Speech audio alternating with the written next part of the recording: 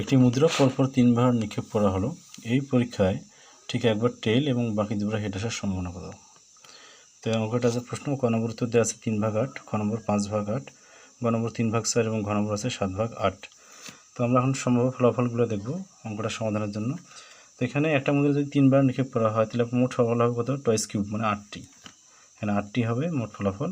H 3 বার, তারপরে 2টা ST, STS, S double T, TSS, TST, TTS এবং ট্রিপল টি।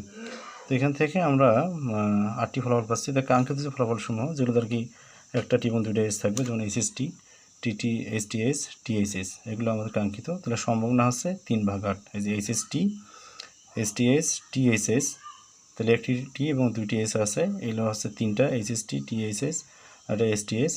তাহলে ফলাফলটা আছে বা সম্ভাবনা হচ্ছে 3/8, এটা হচ্ছে আনসার।